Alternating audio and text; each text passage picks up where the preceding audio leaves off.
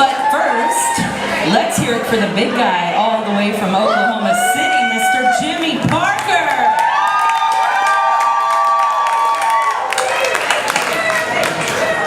And also some guy named Matt Blackshear. Anyway.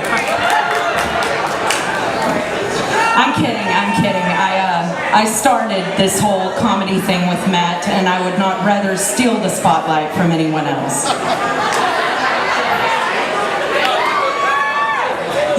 I'm actually going to start this off with a story that I have never told on stage before. Yes, and that is the story of how Matt and I went from enemies to best friends. And it's a really good one. So Matt and I met about 10 years ago because we have mutual friends and the same social circle. We used to see each other out at the bar, parties, you know, whatever. And it did not take us very long to realize that we have a personality trait in common that is very important. And that is that we both love attention. I know, it's hard to believe if you've met us. So, when we would be out at a party, or in this very bar, back when it was T-Bones, yes, we would all be sitting at a table, and Matt would be at one end, and I would be at the other end, and I would be telling jokes, and he would be telling jokes, and we would both be trying to command all the attention. So we would just sit at the table and glare at each other, and I would be like, fuck that guy. So on Thursdays, years ago, Matt used to play piano and sing up here. So one Thursday, we were up here, I was with some friends, and we walk in, and Matt's like sitting at the piano, and he's singing some songs, and all these people are gathered around, and they're like, oh Matt, you're so great, you're so fucking talented, sing us another song. And I made sure I sat at a table all the way across the bar, because I was like, fuck that guy. So afterward, my friends came up to me at the table and they said, listen, Matt Blackshear's having a party after this. Gonna have everybody over at his house and we want to go. And I didn't want to fucking go. Because I know that in Matt's own house, he is definitely going to be the center of attention. But I can't let them know that. Because then I would expose myself for the narcissistic asshole that you now all know and love. So I went. And I want to preface this by saying that at this time, I did have a boyfriend. He was also in our social circle, so Matt knew him very well. So we get to the party, and Matt's in his kitchen. And everyone is gathered around. And he's like, oh, let me tell you another joke. Did I tell you all about the time my dad didn't fucking do?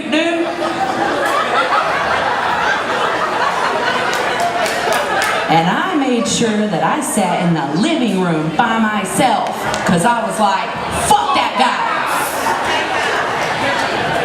So I'm sitting there on the couch, and this hot guy comes over, and we start talking, and we're drinking, and the hours kind of tick by, and long story short, I ended up in the bathroom with him. Doing things people don't usually do in bathrooms. So we're in there, and somebody knocks on the door. And I'm like, occupado. Somebody in here. And then I hear Matt say, Kodi, is that you? And I was like, yes, Matt, it's me. What do you want? I'll be out in a minute. And Matt says, what are you doing in there? And I was like, who the fuck raised you that you ask people what they're doing in a bathroom? I'm peeing, get away from the door. And Matt says, that's very interesting. How can you be on the toilet peeing when your hair is sticking out from under the door.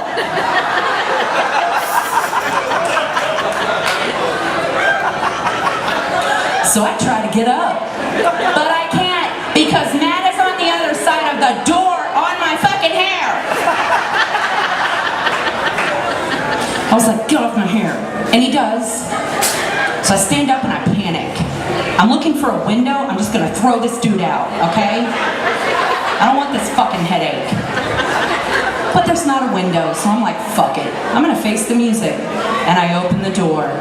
And the guy exits past a gloating, smiling Matt. And then I try to leave, and he stops me.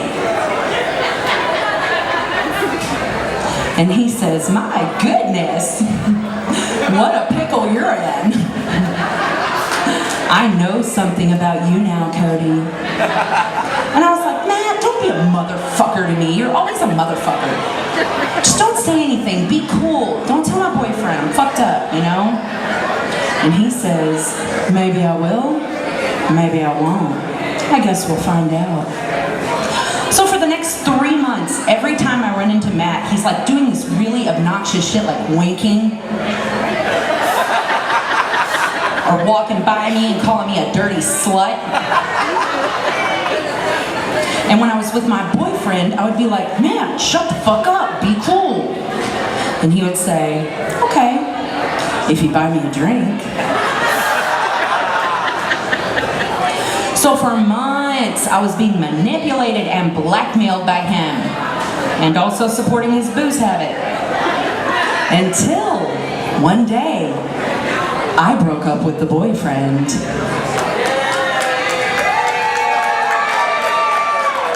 And I was like, I'm not gonna put up with Matt Blackshear's fucking shit anymore. So I came up here and he was standing at the bar, and I walked up to him and I said, guess what? I'm not gonna put up with your fucking shit anymore. And he said, Kodi, I have put you through so much hell in the past 3 months, and you have taken it all in stride. And if we couldn't be friends, I don't think I could bear it. And I said, was that a Tombstone reference? And he goes, yeah, it was. It's my favorite movie. I was like, shut the fuck up, that's my favorite movie. So we start sort of bantering back and forth, doing lines from Tombstone. And it was like this amazing creative energy that I'd never felt with another funny person. And before we knew it, we were kind of writing a bit. And he said, do you want to take this to a table? And I was like, yeah. So as we're walking to a table, we pass this guy sitting at a table wearing like a really fancy black cowboy hat. And Matt walks over to the guy and he says, pardon me, sir, can I borrow that? And the guy said, sure. So we went to a table and Matt wore that hat and we sat here in a corner table and wrote the first installment in our docu-series for Cock Holiday. And we have been writing comedy together ever since.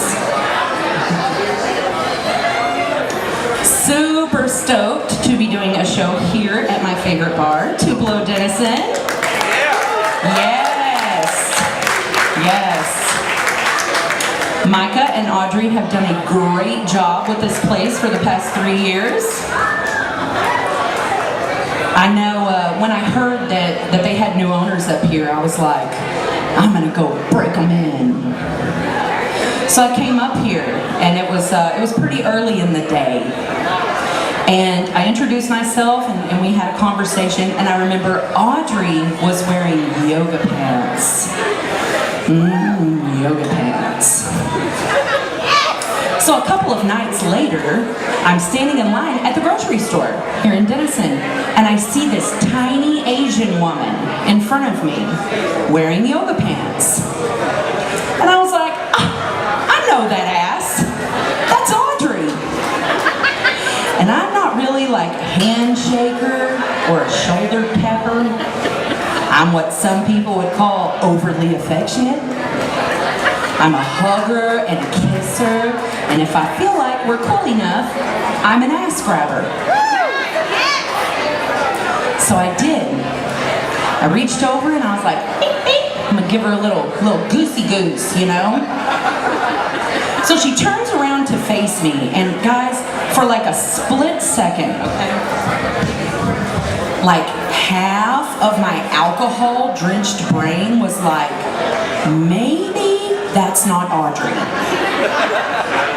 But this other half of my alcohol-drenched brain that is like mentally retarded and maybe a little racist was like, but really, how many Asians do we have in this area?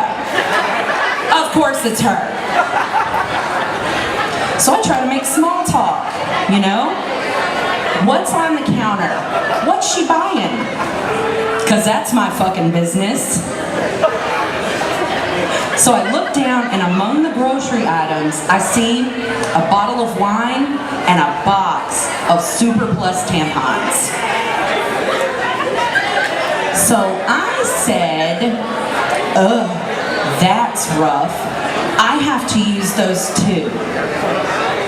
What the fuck is wrong with me? Like, while I'm saying these things to strangers, I'm just like, you're a fucking piece of shit. Shut the fuck up. So at this point, she completely turns around to face me, and she starts talking, but not in English.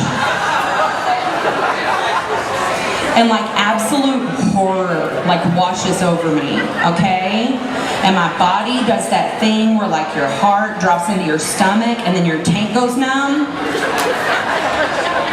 And I was like, no, that's not Audrey. So that was the day that I racially profiled a stranger, sexually assaulted her, and told her I have a heavy menstrual flow all in 45 seconds.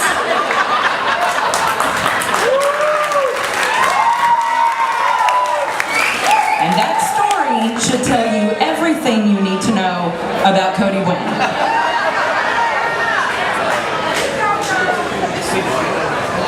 So as long as we are on the subject of racial profiling, for those of you who may not know, I am from a small town near here called Pottsboro, Texas. Those are my people. Please excuse them, they don't get off the farm a lot. Yes, Pottsboro hometown girl, born and raised. So if your husband is from there, you should know I probably fucked him.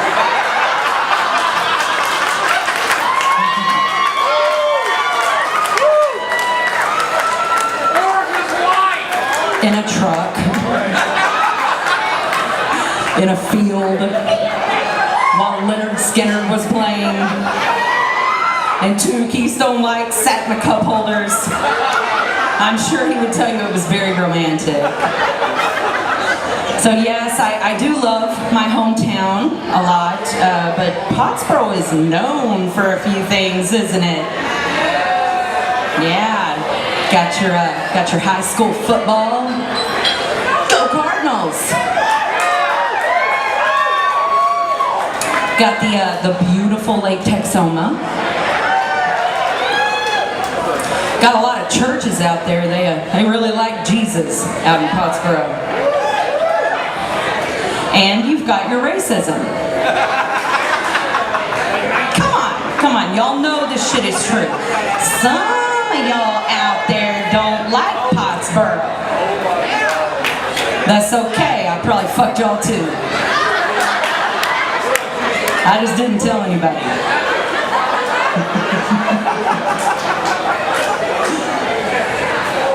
So since I went to a small school in a small town near here, I'm always running into people I went to school with. Which is cool, but sometimes it sucks because I'm not ready, you know? It's like late at night, I'm in Walmart, I don't have on any makeup, and I see this guy spots me, and he's coming over, and I'm like, no!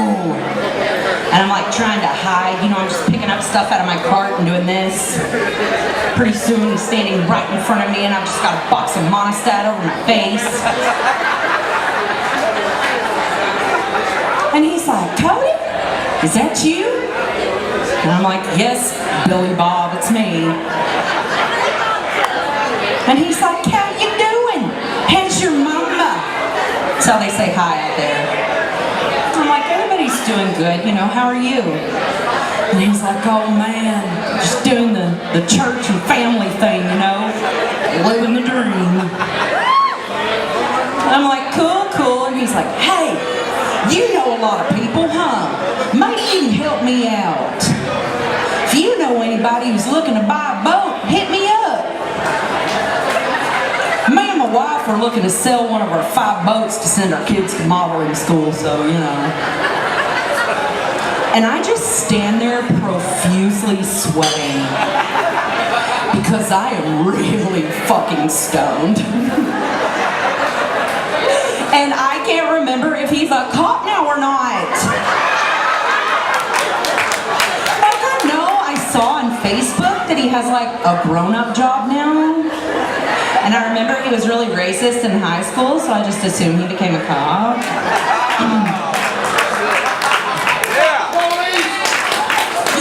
Yeah, y'all feeling that? So it does. It sucks to run into people from your past if you've had an extreme appearance change. I'm one of those people.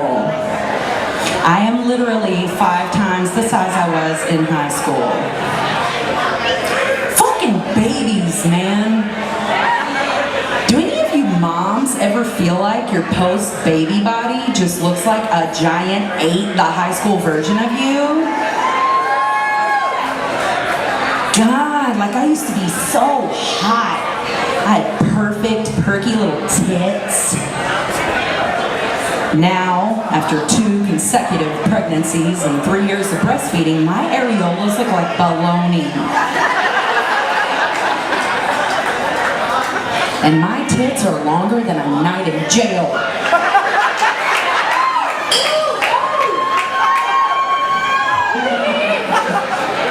Yeah, long titty crew over here.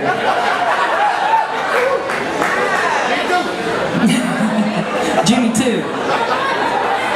No, it's hard though, you know, after you have your kids and you're like postpartum, it's so hard to feel sexy. Like you just spend all day, you're like tired, and you're dirty, and you're like a fucking milk factory, and you just spend all day wanting to throw your baby through a fucking wall. During a very difficult postpartum time in my life, I came across some porn that my husband had been watching on the computer. Oh, we're cheering for porn? You are my kind of person. If you are cheering for porn right now, you eat ass on a first date and I fucking like you. So I did. I found some porn that my husband had been watching, and I was like, oh God, no. This is gonna be brutal, you know? It's gonna be like some skinny bitch with like clean hair, like a bald vagina, because unlike me, she can see her fucking vagina. So I was like, oh God, I gotta hit the search bar. I gotta know what's he been looking at, okay? So I did. And here are some key words I found. BBW. Plumper. Long boobs. Bossy, trashy. Like, you get it, he was searching for me.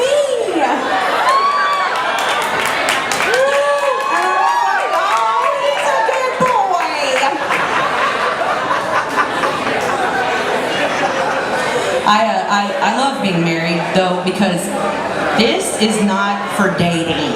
I don't want to fucking date like this, okay? And dating is hard enough as it is.